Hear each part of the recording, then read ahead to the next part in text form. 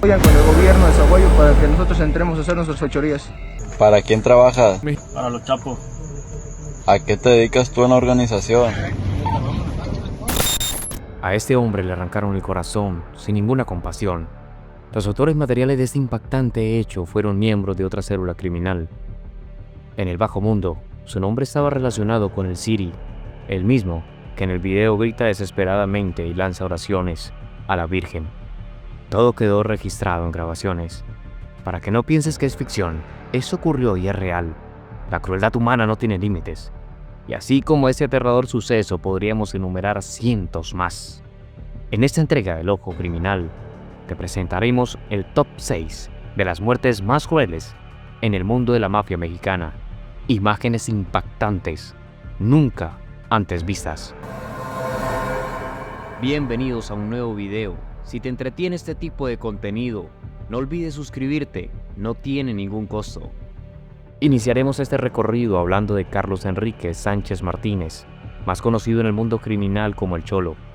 Este hombre estuvo al frente de la separación que tomó Nemesio Ceguera, el Mencho, para consolidar el cártel Jalisco Nueva Generación.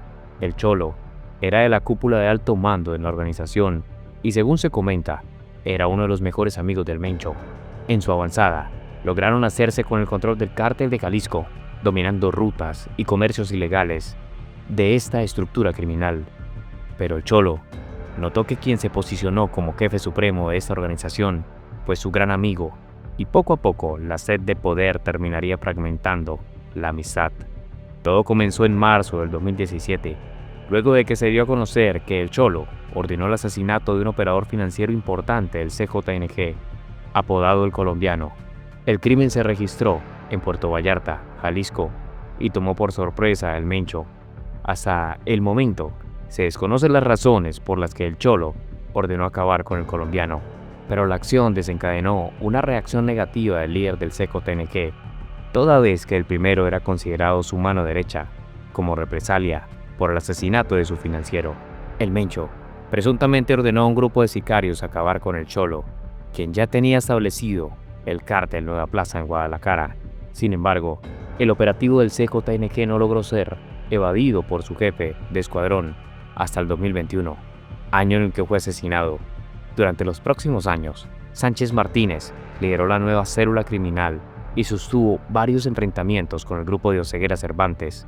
Los reportes apuntan que pactó una alianza con el cártel de Sinaloa, específicamente con la facción liderada por Ismael El Mayo Zambada, quien le proveía de fondos y sicarios para sobrevivir al ataque del CJNG. Además de la supuesta alianza con Zambada García el Cholo, también contó con el apoyo de Eric Valencia Salazar, alias el 85, cofundador del cártel de las 4 letras. Valencia Salazar también fue considerado uno de los hombres más cercanos de Oseguera Cervantes, pero tras su detención registrada el 12 de marzo del 2012, su relación no volvió a ser la de antes. Al salir de la cárcel, en el 2017, el 85, presuntamente responsabilizó al Mencho de su aprehensión, por lo que se unió al grupo del Cholo para hacerle frente, ahora su enemigo. Sin embargo, a mediados del marzo del 2021, la antigua mano derecha del Mencho fue asesinada. El 18 de aquel mes, el cuerpo del Cholo apareció en plaza pública del municipio de Tlaquepaque, Jalisco, envuelto en bolsas de plástico, junto a un narcomensaje. Mi nombre es Carlos Enrique Sánchez Martínez, alias El Cholo, originario de Guadalajara, Jalisco. Los pocos, muchos que sean los que quieren apoyarme, déjense de cosas y dedíquense a la familia mejor, como que veo yo. De acuerdo con la necropsia, el ex líder del cártel Nueva Plaza fue torturado antes de su muerte. Los forenses revelaron que le rompieron ambas piernas, tenía marcas de pinzas eléctricas y presentaba lesiones alrededor de todo su cuerpo. Las causas de su muerte fueron 3 disparos en la cabeza. La Fiscalía de Jalisco finalmente confirmó que se trataba del Cholo, pues el CJNG les había hecho llegar un video en donde el hombre confesó varios crímenes antes de ser torturado y asesinado. Número 2. El turno en esta ocasión es para una mujer. Con su esbelta figura femenina, logró inmiscuirse en lo más profundo de la mafia mexicana y respondía al nombre de María Guadalupe López Esquivel, alias La Catrina. En un video que circula por redes sociales, se aprecia los últimos momentos de María Guadalupe N., mejor conocida como La Catrina, supuesta jefe de sicarios del cártel Jalisco Nueva Generación, quien resultó muerta luego de un enfrentamiento con las fuerzas de seguridad en la comunidad de La Bocanda, del municipio de Tepalquetepec, Michoacán. La presunta jefa de sicarios del CECOTNG resultó gravemente herida en el enfrentamiento entre elementos de la Guardia Nacional y supuestos integrantes del cártel de Nemesio Ceguera Cervantes, alias El Mencho. De acuerdo con los reportes, la mujer se encontraba en una casa de seguridad de efectivos de la Secretaría de Seguridad Pública, Guardia Nacional y militares. Se disponía a desmantelar luego de una llamada anónima que avisaban de hombres armados. La acusación puso en alerta a los ocupantes de la casa, quienes más tarde fueron identificados como supuestos sicarios del cártel Jalisco Nueva Generación. Entonces los criminales comenzaron la refriega contra los agentes. La supuesta lugarteniente del CECOTNG, originaria de Tepalquetepec, Michoacán, es considerada por las autoridades como la autora material de la emboscada de elementos de la Policía Estatal de Michoacán el pasado 14 de octubre. María fue enviada por Miguel Fernández, alias el M2 El Aguaje, con la misión de asesinar a los policías y dejar las narcomantas en las que se adjudicaban el crimen. En una grabación filtrada se escucha al M2 girar instrucciones a La Catrina, quien se aseguraba que la misión se llevaría a cabo según sus órdenes. Ya se están haciendo responsable de lo que les dije. Se escucha decir al M2 en la grabación: sí, comando, nomás se nos ponchó una llanta. Le responde La Catrina. María Esquivel formaba parte de la red de mujeres sicarias del CECOTNG, las cuales se caracterizaban por ser jóvenes y atractivas para engañar a los adversarios. Pesquisas policiales lograron detener a 7 supuestos sicarios del cártel Jalisco Nueva Generación que operaban en el municipio de Tepalquetepec, Michoacán. La captura ocurrió un viernes, cuando elementos de la Policía Estatal, Guardia Nacional y militares atendían una denuncia ciudadana que alertaban sobre la presencia de personas armadas en un determinado domicilio de la comunidad La Bocanda. De inmediato, los efectivos se trasladaron a la vivienda, donde implementaron un cerco de seguridad que permitió detener a 7 sicarios en posesión de 10 armas de fuego y 461 cartuchos útiles, informó la Secretaría de Seguridad Pública de la entidad. Durante la acción, se registró un enfrentamiento entre criminales y elementos de seguridad, dejando como saldo una mujer muerta. Tranquila, mija, ya viene el helicóptero por ti. Ya viene el helicóptero. Tranquila, hija, tranquila. Vas a estar bien. Trata de aguantar, A quien más tarde identificarían como María Guadalupe López Esquivel, sí, La Catrina, la lugarteniente del CECOTNG y la que era señalada como la presunta responsable de la emboscada a policías estatales en Aguililla ese 14 de octubre. Antes de la agresión, la célula criminal bloqueó con un camión la carretera de Afganistán a Aguililla para impedir la circulación de los agentes. María Guadalupe murió en un hospital a consecuencia de un shock hipovolémico por un impacto de bala en el cuello, según los reportes. Número 3. En este lugar nos trasladaremos al estado de Sinaloa. Específicamente te hablaremos de Iván Aceverre, conocido como El Güero. De este hombre se dice que es primo de los Chapitos y cumplía funciones importantes dentro de esta facción criminal, pero su triste final llegó de una manera muy macabra, y es que los chapos, ratas, ¿no que el gobierno está de su lado?, se leía en una cartulina dejada en la entrada del Parque 87. El papel blanco estaba sujetado con cinta canela a una hielera envuelta en cual regalo. La firma, un sombrero, símbolo de la malliza. Cuando la policía llegó al lugar y desenvolvió el regalo, descubrió una cabeza humana entre el hielo. De inmediato, corrieron rumores sobre la posible identidad de la víctima, principalmente por el queso. No se trataba de una ejecución más, sino de un mensaje directo y una respuesta en una narcomanta dejada en ese mismo sitio el pasado 24 de octubre. De manera extraoficial se reportó que los restos humanos encontrados en la hielera pertenecían al Güero, un supuesto primo de Iván Archibaldo Guzmán Salazar, líder de los Chapitos. Sin embargo, aún no se difundía de manera oficial la identidad de la víctima. Por el contenido del mensaje, a manera de respuesta a los Chapitos, trasciende que el contenido del regalo tendría que ser un integrante del grupo criminal de alto rango, similar al Max Edwin Antonio Rubio López, detenido esa semana por la Secretaría de Defensa Nacional Sedena. durante un operativo que terminó con la muerte de 19 presuntos sicarios. Esa semana se filtró un audio en el que un hombre se identificaba como el JL, quien agradeció a toda la plebada de los chapitos que estaban respaldando a las empresas en su guerra contra Ismael el Mallito Flaco. En días siguientes, otro supuesto primo de los chapitos figuró en ciertos trascendidos. El nombre de Alejandro López Guzmán se posicionó como el presunto enviado por Iván Archibaldo a cerrar la alianza entre los chapitos con el Cártel Jalisco Nueva Generación.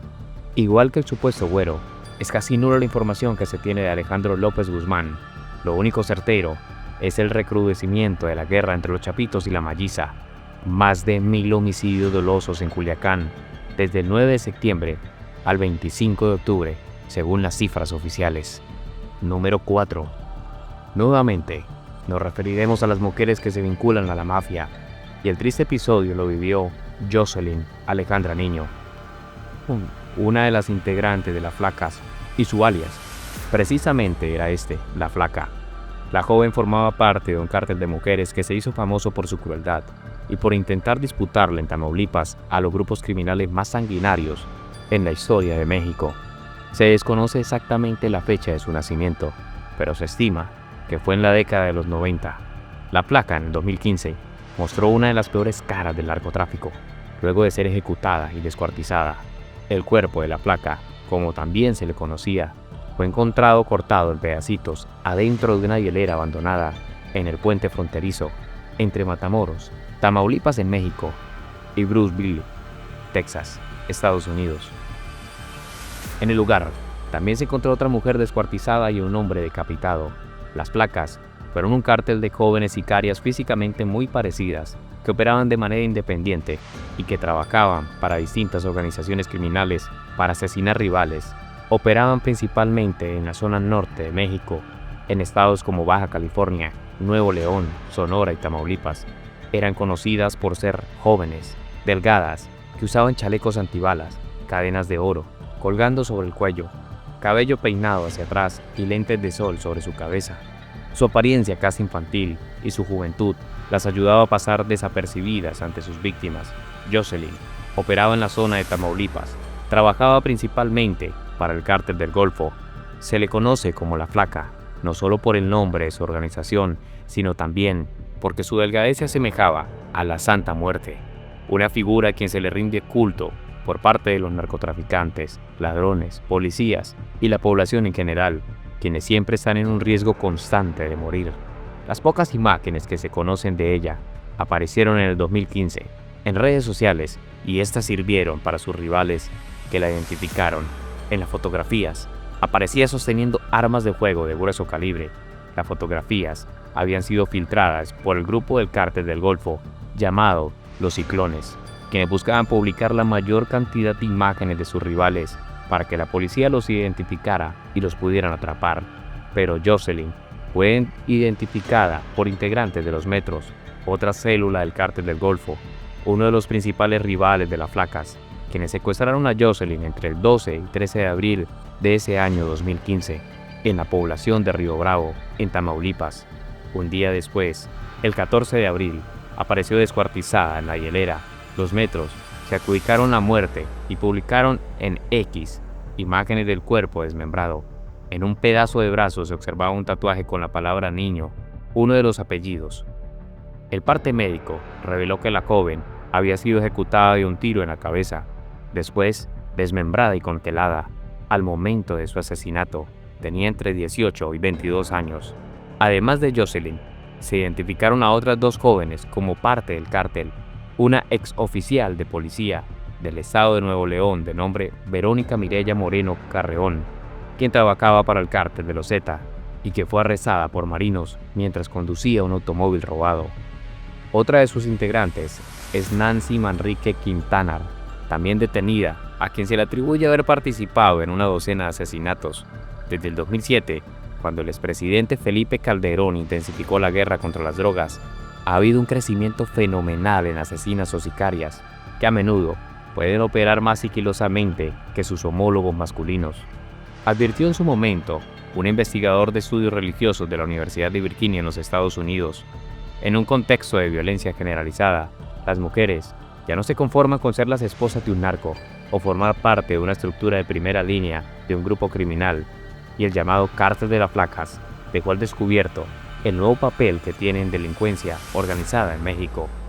Otros cárteles, como el del noroeste, ya tienen brazos armados integrados únicamente por mujeres, quienes realizan las mismas tareas que los sicarios hombres. Al igual que en el caso de los hombres, son reclutadas desde pequeñas o muy jóvenes, son entrenadas y al llegar a la mayoría de edad ya son capaces de realizar ejecuciones. Otras veces, trabajan de manera independiente, como el caso de las Flacas. Un caso reciente fue el de Esperanza N., detenida en julio pasado luego de haber ejecutado a 2 israelíes en un restaurante en Plaza Arts, en Ciudad de México. La mujer confesó ser sicaria y haber sido contratada por el cártel Jalisco Nueva Generación para ejecutar a los israelíes, quienes eran buscados también por la justicia en México y en su país de origen. Número 5. Sinaloa suele ser el epicentro de estos enfrentamientos violentos, y fue en Culiacán donde se puso fin a la vida de José Rodrigo Arechiga Gamboa, enigmático criminal conocido como el Chino Anthrax. Este hombre perteneció al círculo de mayor confianza del temido narcotraficante Ismael El Mayo Zambada. Se hizo famoso cuando logró infiltrarse en una fiesta de los Arellano Félix, del cártel de Tijuana, disfrazado de payaso. Una vez, dentro, se posicionó frente a Ramón Arellano Félix y lo asesinó. Este suceso conmocionó a la mafia a nivel mundial, y desde aquel 2013, José Rodrigo se volvió ampliamente reconocido, tanto entre los delincuentes como ante las autoridades. Nació el 15 de junio de 1983 en Culiacán, Sinaloa. Antes de su incursión en el mundo del narco, lideraba pandillas en la capital sinaloense y tenía un puesto de tacos. En los primeros años de la década del 2000, su frialdad y aparente desenfado fueron características que le valieron al ser reclutado y entrenado por el cártel de Sinaloa para que fuera el guardaespaldas de nada más y nada menos Vicente Zambada, el Vicentillo, hijo del líder de la agrupación criminal Ismael El Mayo Zambada. Precisamente, algunas versiones manejan que su apodo nació de un dicho del mismo criminal, quien al describirse para el cártel dijo de sí mismo que era como el virus Anthrax, una bacteria que entras en contacto y ya estás prácticamente muerto. Así fueron sus inicios en dicha organización delictiva, hasta que en el 2008, tras la captura de Vicente Zambada Niebla, el Chino Anthrax se convirtió en jefe de plaza de Culiacán. Además, con la separación de la organización de Sinaloa, el cártel de los Beltrán Leiva, también en 2008, Arechiga Gamboa pasó a formar los Anthrax, el grupo de sicarios que han sido descritos como extremadamente violentos, encargados de proteger a El Mayo Zambada, principalmente en Culiacán, Sinaloa, pero también con presencia con estados como Sonora, Durango, Chihuahua y Nuevo León. En 2013, se le ordenó a los Anthrax evitar a toda costa la entrada a Sinaloa del Cártel de los Zetas, agrupación dedicada al narcotráfico, principalmente en el noroeste de México, es decir, del otro extremo de Sinaloa. Ya como jefe de los sicarios, el Chino Anthrax se consolidó como un miembro superior del Cártel de Sinaloa.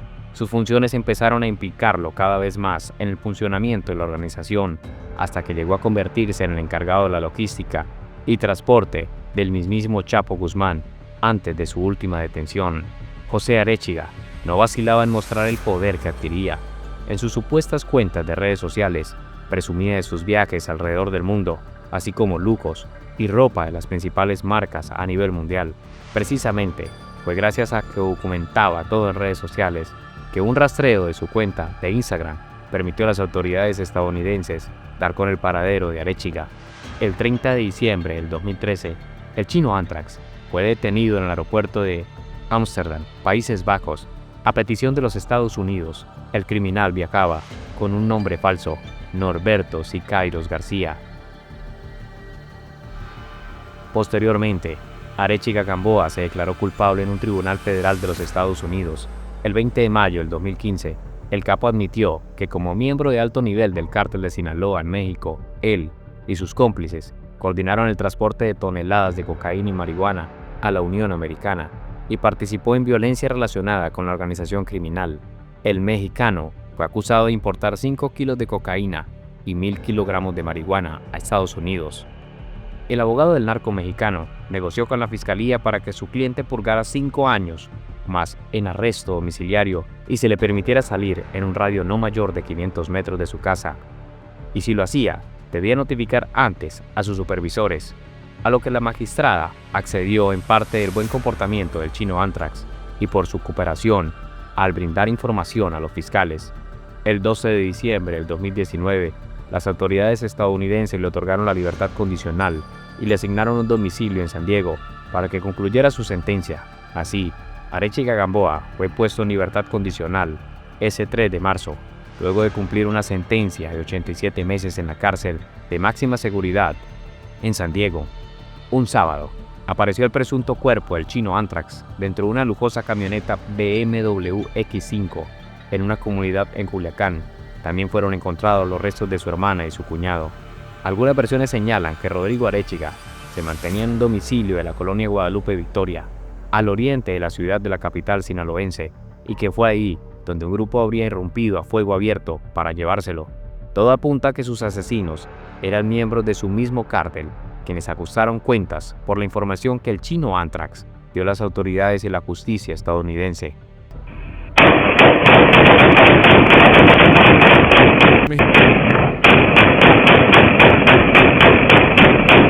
Federico Ábalos Sánchez.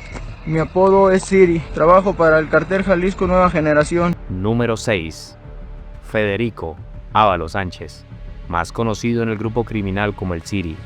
A este hombre le arrancaron el corazón, aún estando con vida, y sus victimarios, ante el lente de las cámaras, decidieron comerse el miocardio como muestra de su crueldad, pues este criminal, que terminó protagonizando una de las muertes más violentas conocidas en la historia mexicana, se desempeñaba como miembro del CKNG.